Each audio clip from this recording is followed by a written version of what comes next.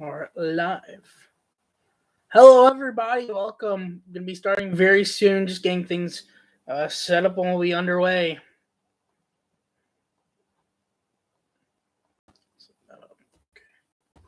Let's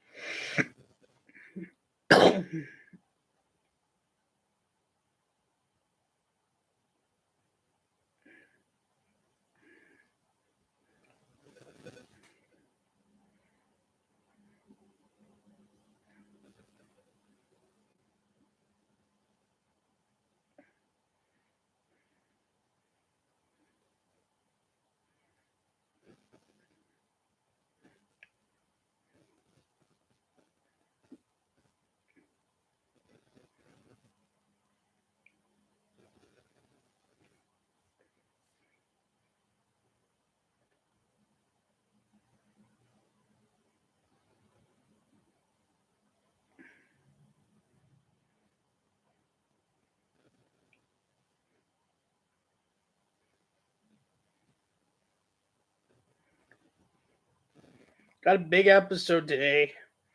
It's not just general news, but there's news even outside the general news we have today.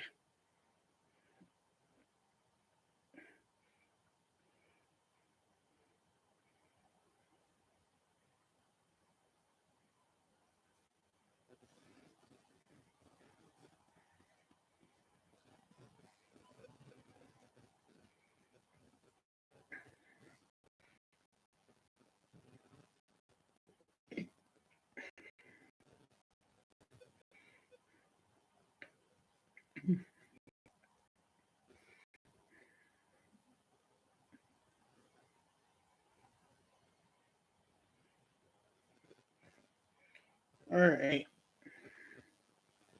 Turn that down.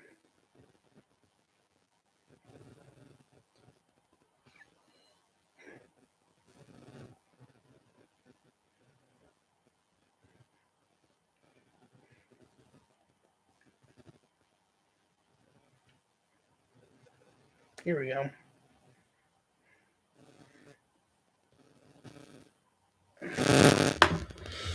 All right. Let's begin.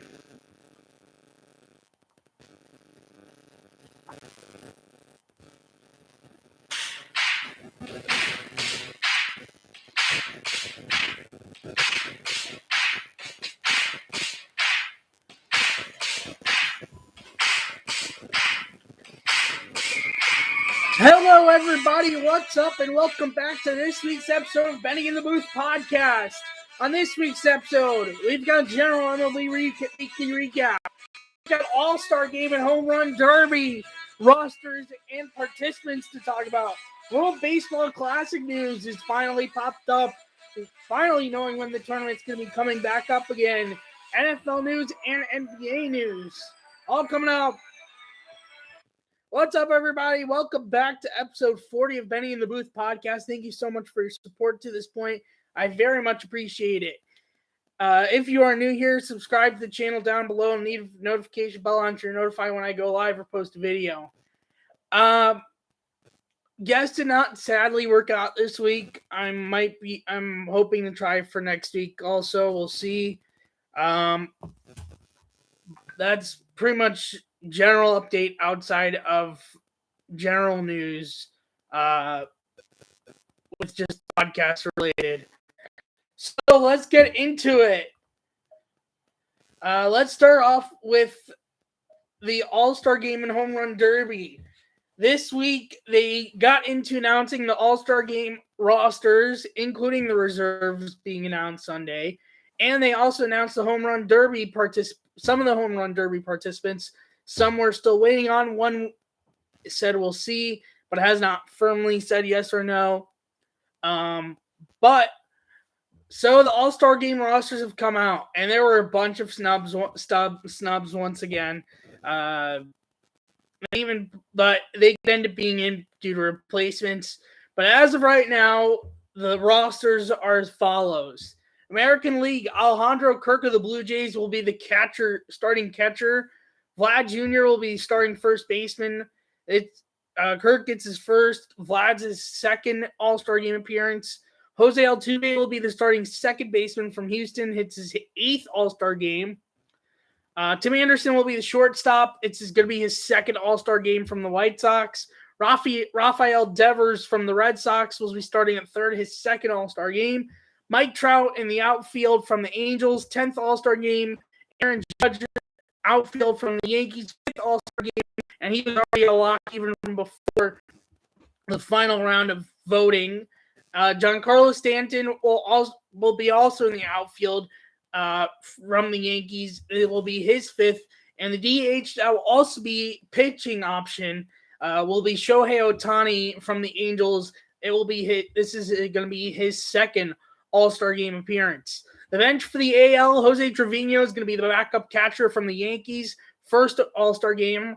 Luis Arraez from Minnesota, first All-Star Game appearance. Xander Bogaerts from the Red Sox, 4th All-Star Game appearance. Miguel Cabrera, his 12th, and Manfred selected, as Manfred was able to select one from each league, a quote-unquote legend All-Star, as in someone that's made the All-Star Game and has a legendary thing. They do it in NBA also.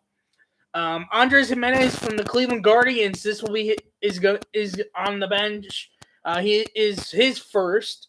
Jose Ramirez also going to be available on the bench from the Cleveland Guardians. This is his 4th.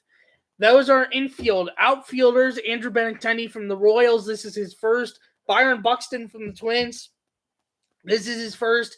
Julio Rodriguez from the Mariners. This is his 1st, and he's the only rookie as of right now on any sort of the rosters for the All-Star Game. George Springer from the Blue Jays. This will be his 4th. And Kyle Tucker from the Astros. This will be his 1st. That is the bench.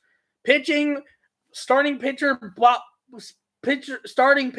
not going to necessarily be starting, but I did split for start all the starters and relievers.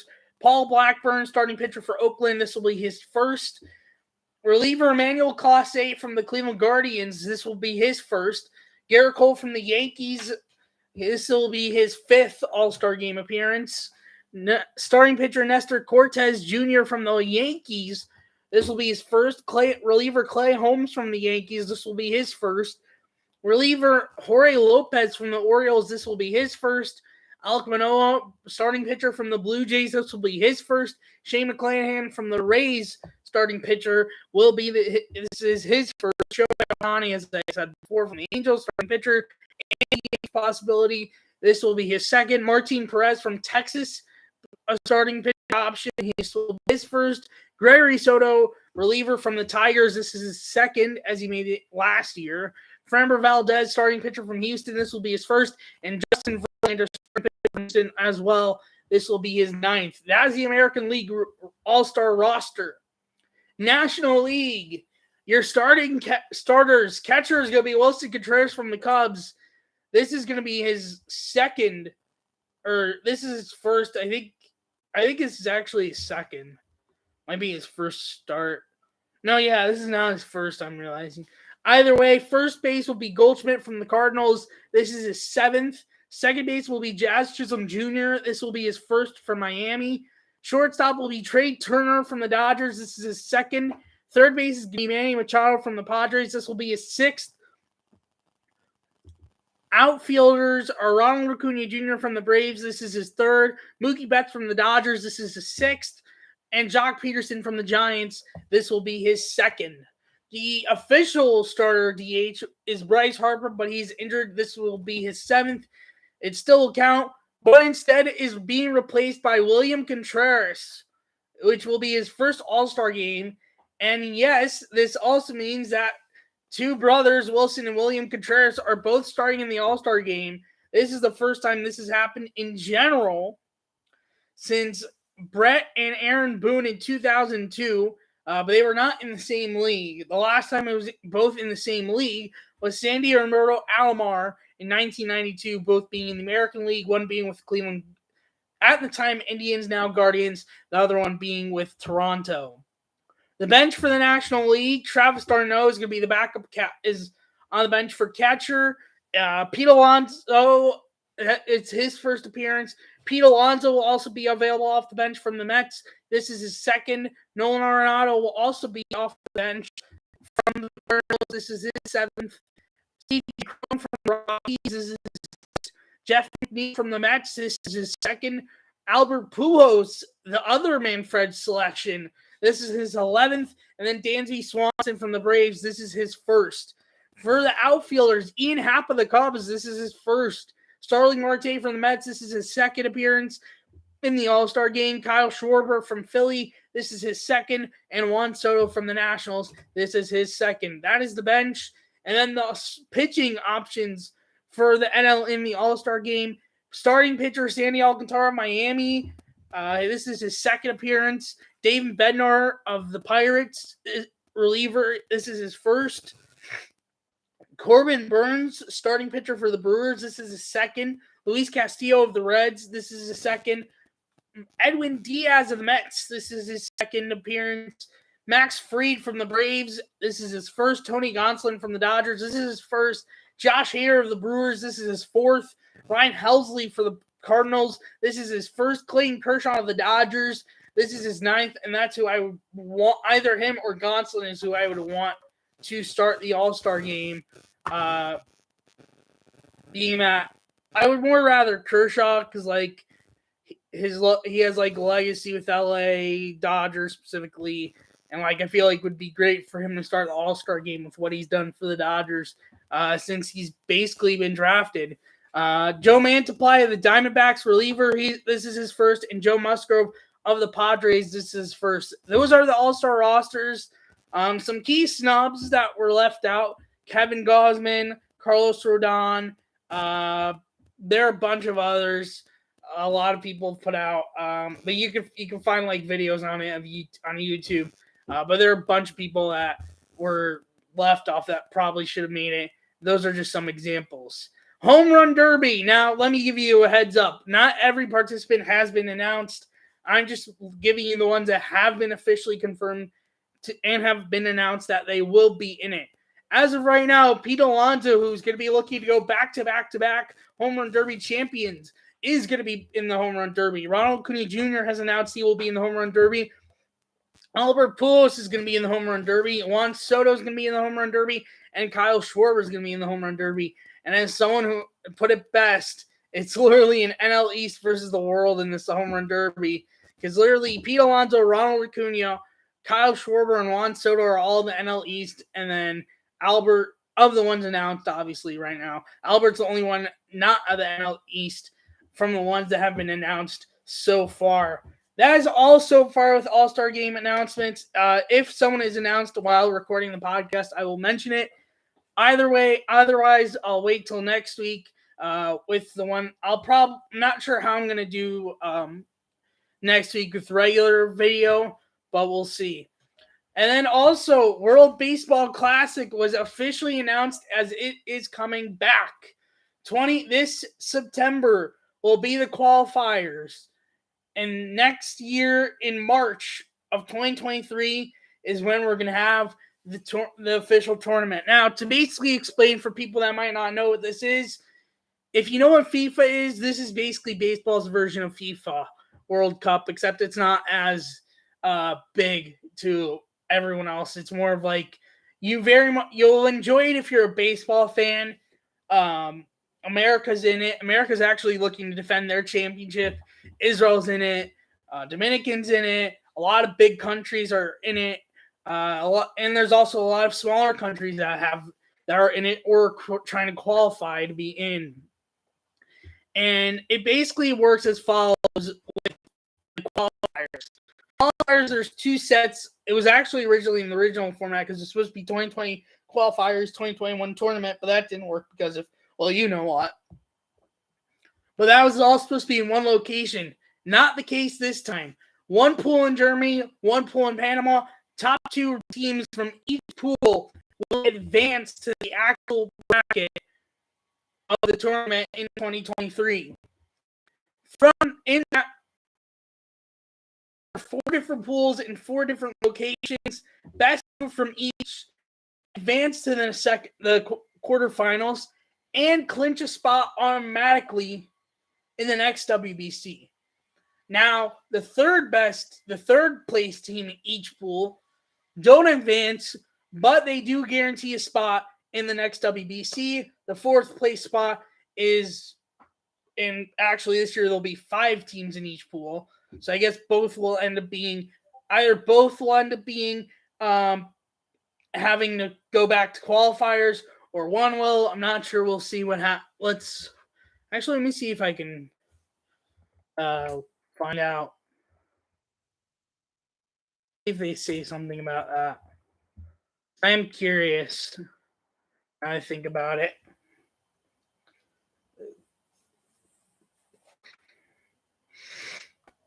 No, they don't say anything about it.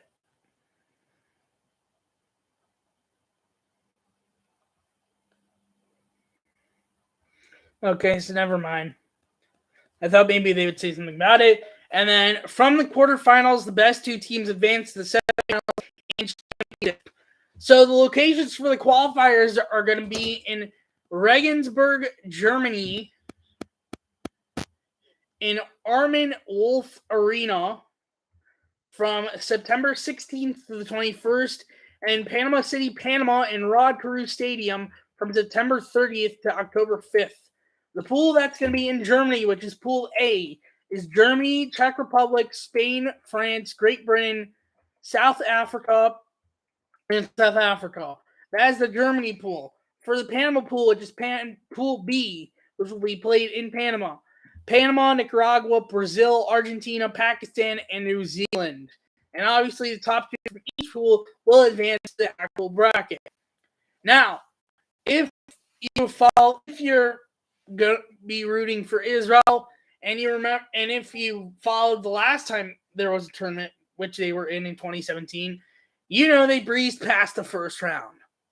Not going to start right with their pool, but let me just tell you, their pool ain't as easy as last time. It's going to be they got a lot of much tougher tests this time. So for the actual tournament, the first round, the tournament overall will be starting March 8th going to the 21st. Pool A, which will be in Taichung, Taiwan, and Taichung Intercontinental Baseball Stadium for March 8th to the 13th, will feature Chinese, Netherlands, Cuba, Italy, and a qualifier team. Pool B, which will be in Tokyo, Japan, in the Tokyo Dome from March 9th to the 13th, will feature Japan, Korea, Australia, China, and a qualifier team. Pool C, which will be in Phoenix, Arizona, in Chase Field from March 11th to the 15th, is going to feature USA, aka the defending champions, Mexico, Colombia, Canada, and a qualifier team. And then the last pool, which is going to be in Miami, Florida, and Lone Depot Park from March 11th to the 15th, is going to feature Puerto Rico, Venezuela, Dominican Republic, Israel, and a qualifier team. Very much so, Israel is going to have a lot tougher competition this time to get past the second round. So we'll see what happens. And I think it's going to be better for them to face it because they swept by their competition in the first round the last time. And I think they need the test this time. And hopefully they'll pass. And then obviously top 2 from each will advance to the qualifiers, face each other in 2 separate pools, one in Japan and one in Miami. Then the top 2 from each of those quarterfinal pools will meet in the semifinals and championship, which will be in Miami. Both semifinals and the championship. That is the World Baseball Classic. I will be covering this on the podcast, both the qualifiers when they start. I might wait till, but either way, we're talking about qualifiers and definitely the tournament, especially since it's during spring training where nobody cares, when I'm not going to really care much or talk about spring training. So definitely keep your eyes out. They always will have it on the MLB network. So if you have MLB network home, you have the network where they have the games on when they start having games. It is very fun to watch. It's very entertaining, especially if you're a baseball fan. But very fun, very much good, and can't wait for it to come back with this coming up tournament. So that is all the update. That is the World Baseball Classic and the All-Star Game and Home Run Derby updates. So MLB Weekly Recap. Last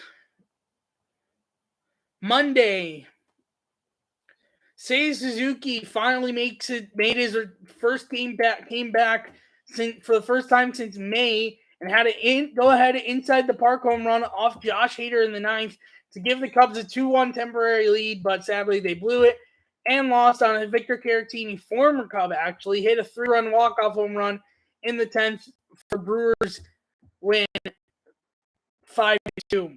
Rangers put up a 5-run fifth. Baltimore came back and wins on a walk-off hit by pitch to Jorge Mateo and 7-6. Houston down 5-0 and 6-3 came back, capped off by Yordan Alvarez walk-off solo home run to beat Kansas City 7-6. MJ Melendez in this game had a 2-homer game. David Villar in his first major league at-bat hits a leadoff double for the Giants versus Arizona. Julio Rodriguez became the fastest player in MLB history to reach 15-plus home runs and 20-plus stolen bases in 81 games, achieved an 8-2 win for Seattle over San Diego. By Atlanta in 6-3 win versus St. Louis, Connor Capel hit his first major league homer via solo home run in the 6th. And then the Twins pull a triple play in the 7th and win in 10 innings over the White Sox, which basically was hit deep in the outfield. Bucks made the play, and they caught both the other two runners by second and third napping, and both for a double play. That's for last Monday. Last Tuesday, Miguel Cabrera ties Dave Winfield on the all-time RBI list with RBI number 1836, 11-4 win versus Cleveland Guardians. Sandy Leon pitched in this game for Cleveland, going 2 innings, giving up no hits, no runs, no walks, no strikeouts. Harold Castro pitched for Detroit, going an inning, giving up 2 hits, 1 run, all earned, 0 walks, and 0 strikeouts. This was the game I was at in Detroit, which I have to say, America's a great ballpark. I really enjoyed it. I would even say in certain aspects, there were certain things I thought were going to go one way. Ended up going completely, that ended up being a lot better than I thought. Great ballpark. And if you're ever in Detroit for a game, I have to say, you have to go to this park called Grand Circus. It's literally right by the ballpark downtown Detroit. And in the background of this park is literally Comerica Park where the Tigers play and Ford Field right behind it where the Lions play. Great background. It's also a great park in general. Definitely recommend it if you're ever in downtown Detroit. But yeah, but Tigers won that game 11-4. Sandy Alcantara had another crazy outing, very much looking like a Cy Young contender this year. Going 8 innings, giving 2 hits, no earned runs, 0 walks, and 10 strikeouts, and 2-1 win over the Angels. With this start, he has now gone 7+ innings at 11 straight starts. Sandy Alcantara. Seiya Suzuki once again had another big game, a 2-run homer and an RBI single, and an 8-3 win versus Milwaukee. And Matt Chapman hits his first home run against his old team in 5-3 loss for the Blue Jays versus Oakland. That's last Tuesday. Last Wednesday, Shohei Ohtani is the first player since RBI became an official stat in 1920 to strike out 10 and record 2 RBI and a stolen base in one game and a 5-2 Angels win versus Miami. 5-run 8th, Aaron Judge grand slam, Josh Donaldson sack fly, being big parts of it, and 6-run 9th, Aaron Hicks grand slam, Giancarlo Stanton went back-to-back with Hicks, who had a solo home run for that back-to-back. Kyle Higashioka went back following the from Hicks with the solo home run. Kyle Higashioka RBI single, both by the Yankees in a 16-0 win over the Pirates. With Detroit's 8-win, 8-2 versus Cleveland, it's Detroit. It was their first 4-game sweep of the Guardians since August of 2014. And Eloy Jimenez, in his first game back from injury, had 2-run homer and an RBI single, striking out twice in a 9-8 win versus Minnesota in 10 innings. Matt Chapman hits game-tying homer against his old team in the 7th inning in a 2-1 win for the Blue Jays over Oakland. And Marcelo Ozuna and Eddie Rosario went back-to-back in the 5th in a 3-0 win versus St. Louis for the Braves. And that is last Wednesday. Last Thursday, after a walk-off RBI single the night before, Mookie Betts' 2-homer game, both solos, in a 5-3 win versus the Cubs. 5-run second by the Yankees, Josh Donaldson grand slam, Aaron Hicks solo home run in a 6-5 win versus the Red Sox. Rafael Devers had a 2-homer game, both off Garrett Cole, 2-run homer in the 3rd and 3-run homer in the 5th. Jason Delay in the first game of a doubleheader, his first major league hit and RBI with the RBI double in the 7th inning, and a 4-2 Pirates win versus Cincinnati. J.D. Davis grand slam in the 5th, and 10-0 Mets win over Miami. Spencer Strider makes franchise record of 9 straight strikeouts in a game in a 3-2 loss versus St. Louis. Last Friday, a trade happened, one of multiple trades that's happened recently since the last episode of the podcast. Christian Bethancourt was traded by the Oakland A's to the Tampa Bay Rays for AAA outfielder Cal Stevenson and single-A right-handed pitcher Christian Fernandez. Dylan Jones made his major league debut, and he got an RBI double in his first at-bat in the 2nd and a single in the 7th in a 4-3 loss to the Royals for the Guardians. Mike Trout and Shohei Ohtani combined for 6 hits, 4 RBIs, and 1 stolen base, and 5-4 loss to the Orioles. Reds won on a walk-off balk by Tampa Bay Rays right-hand reliever Matt Whistler, 2-1. 4-run first by Yankees, capped off by 3-run homer by Josh Donaldson in a 12-5 win versus the Red Sox. Down 3-0. Texas came back with 6-run 5th, capped off by Corey Seager, go-ahead 3-run homer in a 6-5 win versus Minnesota. Last Saturday, Nick Swisher, the Home Run Derby X happened last Saturday, which basically, to put in short explanation, if you want to look online, there's great highlights of it. The rules you can find online as well. But it's basically a home run derby, just a bit more advanced. And basically, they also had targets that if you hit, you got points. Defense could even get points. They had defense at all times. And they could get points for making plays. And if you got on a hot streak, which I didn't understand how hot streaks were made, but either way, if you got on a hot streak, points were doubled. Targets were worth 2 points. Home runs were worth 1 point. And it was basically between 4 teams with representatives: Cubs, Dodgers, Red Sox, Yankees. Each team had a legend, a rookie, and then 2 other types I'm forgetting. But the legend for each team: Nick Swisher for the Yankees, Adrian Gonzalez for the Dodgers, Johnny Gomes for the Red Sox, and Giovanni Soto for the Cubs. Nick Swisher led the Yankee team to help beat out Johnny Gomes-led Red Sox team to win the Home Run Derby X in the end on that Saturday. Highlights you can find on YouTube very much easily.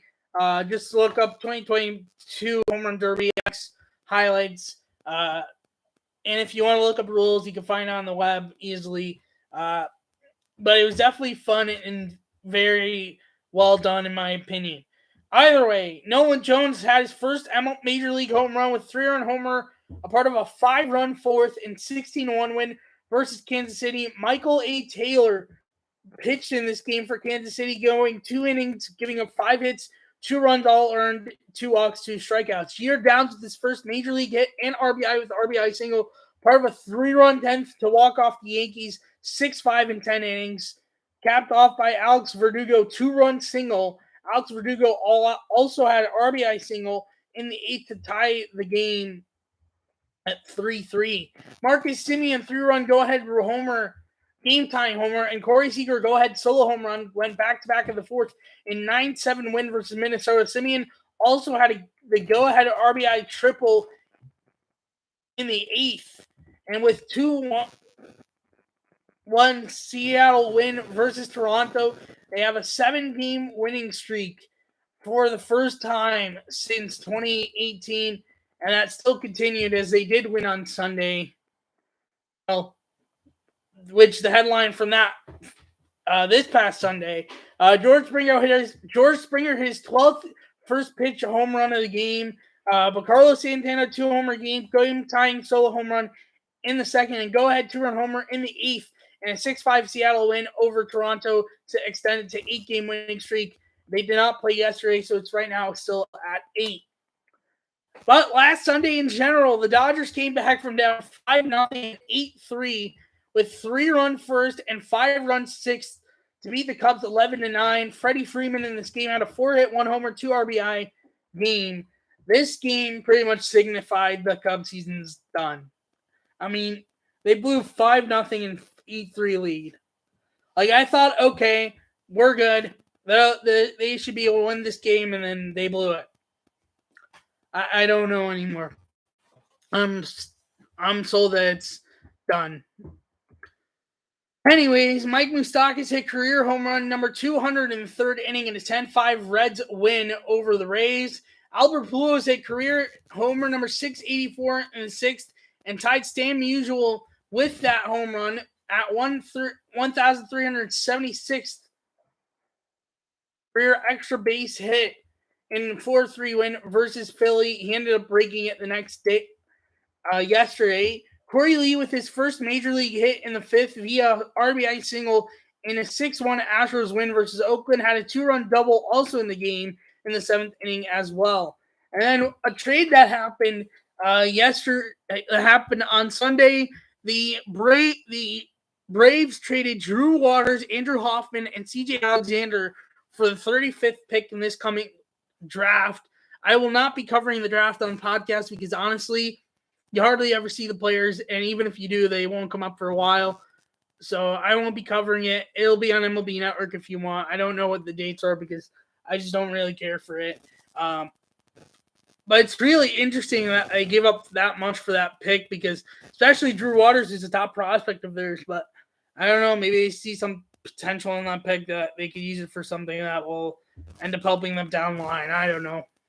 But either way, yesterday, Bobby Witt Jr. had first 4-hit game along with 4 RBIs in that game in a 7-3 Royals win in second game of a doubleheader versus the Tigers. Nolan Jones, double single, 4 RBIs, and 8-4 win versus the White Sox.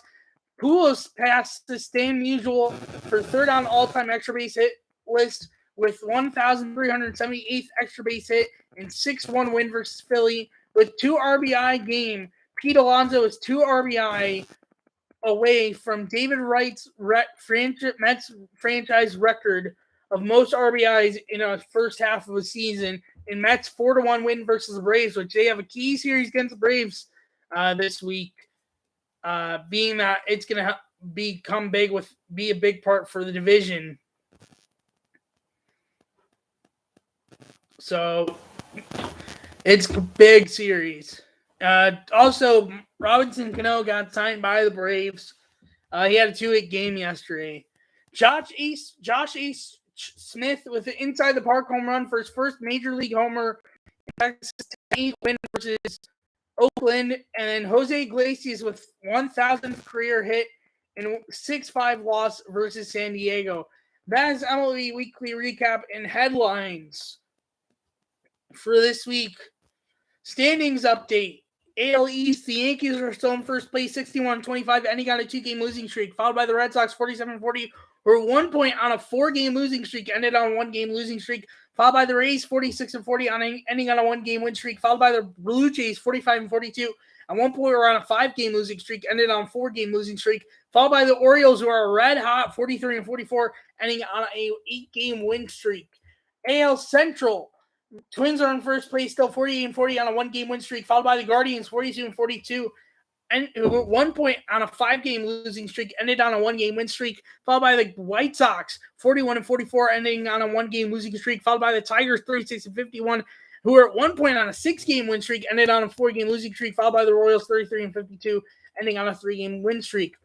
AL West, Astros still in first place, 56-29. At 1 point, were on an 8-game win streak, ended on a 1-game win streak, followed by the Mariners, 45-42, and at 1 point, were on a 4-game losing streak, now are on an 8-game winning streak, followed by the Rangers, 40-44. At 1 point, were on a 1-game win streak, ended on a 1-game win streak, followed by the Angels, 38-49, who are at 1 point on a 4-game losing streak, back on a 4-game losing streak, followed by the A's, 29-59, ending on a 2-game losing streak. That's AL standings. NL standings.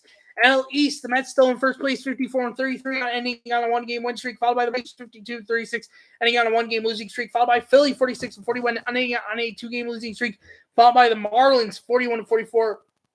At 1 point, we're actually on a 6-game win streak, ending on a 1-game losing streak, followed by the Nationals, 30-58, who are at 1 point on a 6-game losing streak, ended on a 4-game losing streak. NL Central, the Brewers still in first place, 48-39, ending on a 2-game losing streak, followed by the Cardinals, 47-42. We were at 1 point on a 4-game losing streak, ended on a 2-game win streak, followed by the Pirates, 37-50, ending on a 3-game win streak, followed by the Cubs, 34-52, ending on a 4-game losing streak, followed by the Reds, 32-54, ending on a 4-game win streak. And then the NL West standings, Dodgers in first place, 56-29, ending on a 7-game win streak, followed by the Padres, 50-38, ending on a 1-game win streak, followed by the Giants, 43-42, who were 1 point on a 6-game losing streak, ending on a 1-game win streak, followed by the Diamondbacks, 39-48, ending on a 1-game win streak, followed by the Rockies, 38-49, ending on a 1-game losing streak. Today's schedule, which is actually a game currently going on as we speak, as there's a doubleheader today between the White Sox and the Guardians, is right now bottom 3, 0-0, with 2 outs in the inning, bottom with the Guardians up, but they have 2 on with 2 out. But the rest of today's schedule, the second game for that game will be at 7:10. Dylan Cease going for Chicago. Connor Pilkington going for Cleveland. Pirates at Marlins at 6:40. Chris Stratton going for Pittsburgh. Pablo Lopez going for Miami. Seattle at Washington at 7:05. Chris Flexen going for Seattle. Josiah Gray going for Washington. Reds at Yankees at 7:05, which I will actually be at tonight. I'm not working, oddly enough, but I'm going as a fan tonight. Graham Ashcraft going for Cincinnati. Garrett Cole going for the Yankees. Phillies at Blue Jays at 7:07. Andrew Bellotti going for Philly. It's possibly, I'm going to confirm if that changed or not. Possibly for the Blue Jays is going to be Kevin Gausman. Oh, no, it's going to be Jose Barrios. It will actually be Jose Barrios for Toronto tonight against Andrew Bellotti of Philly, which Philly's actually going to be without 4 different people tonight because of the vaccine rules. One second, I'll pull up the list. Not like a list of it to my friend. Where is it? Oh, here. They're going to be without JT Realmuto, Alec Boehm, Aaron Nola, and Kyle Gibson. There's people to be without. And also, Realmuto and Nola are both losing money and service time because they're on the restricted list not being vaccinated. Realmuto will lose more than $262,000, more than $164,000. Either way, continuing. Red Sox at Rays tonight at 7:10. Boston has Chris Sale on the mound. Corey Kluber going for Tampa Bay. Mets at Braves at 7:20. David Peterson going for New York. Spencer Strider going for Atlanta. Brewers at Twins at 7:40. Jason Alexander going for Milwaukee. Josh Winder going for Minnesota. Dodgers at Cardinals at 7:45. Mitch White going for LA. Matthew Liberatore going for St. Louis. Baltimore at Chicago. Orioles at Cubs at 8:05. Jordan Lyles going for the Baltimore. Adrian Sampson going for Chicago. Oakland at Rangers. A's at Rangers at 8:05. James Caprillion going for Oakland. Glenn Otto going for Texas. Tigers at Royals at 8:10 p.m. 8:10. Dale Brisky going for Detroit. Chris Bubick going for Kansas City. Padres and Rockies at 8:40. Mike Clemenger going for San Diego. Austin Gomber going for Colorado. Astros at Angels at 9:38. Luis Garcia going for Houston. Noah Syndergaard going for the Angels.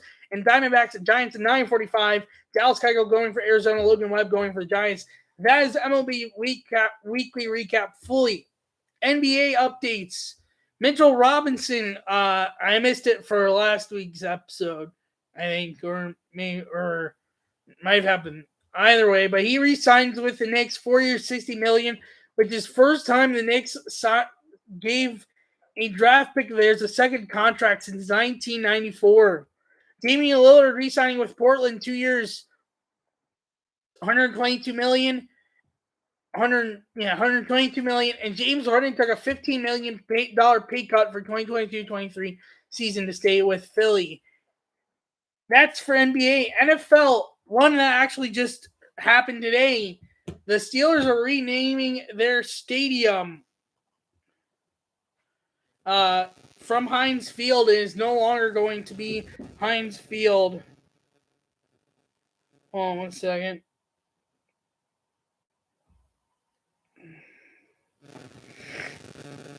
Is being renamed to a Michigan-based insurance company who's heading of the new name. And the name is, hold on.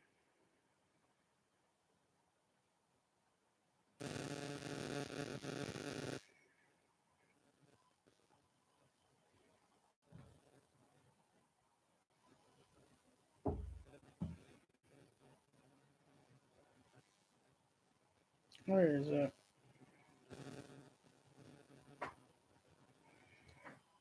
Sorry, this is taking me a bit.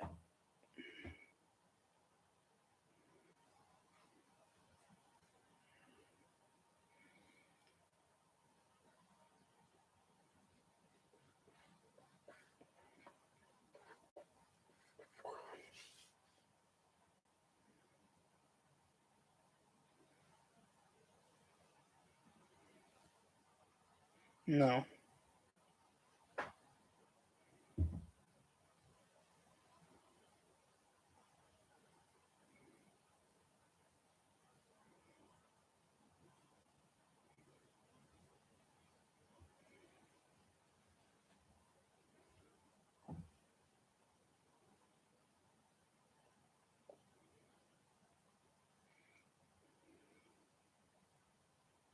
Here we go.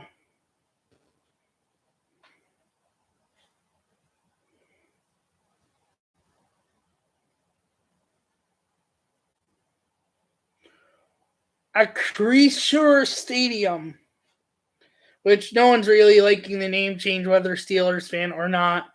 And the other big headline in the NFL, Baker Mayfield got traded, finally. Happy that's done, the trade to the Carolina Panthers for, as of right now, a 2024 conditional 5th-round pick that could become a 4th-round pick in the future. Basically feel like a stat amount of snaps he takes this year with Carolina, as he's only got 1 on his current contract. The podcast.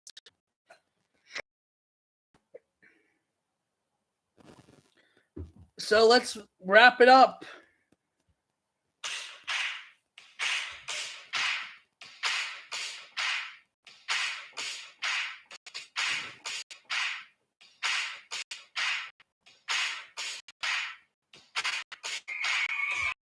Thank you so much for coming back for this week's episode of Benny in the Booth podcast. On next week's episode, we'll have All-Star Game to talk about. We'll have the talk about in the NBA news that pops up in NFL. What happens, and we'll see whatever else that can pop up between now and then, and potentially guests. Thank you so much for watching this week's episode. If you are new, subscribe down below, hit the notification bell on so you're notified when I go live and post a video. Or if you do it via audio, follow the podcast, leave a review, and put the notification bell on so you're notified when I post an episode. Thanks for watching. I'll see you next week. Bye-bye.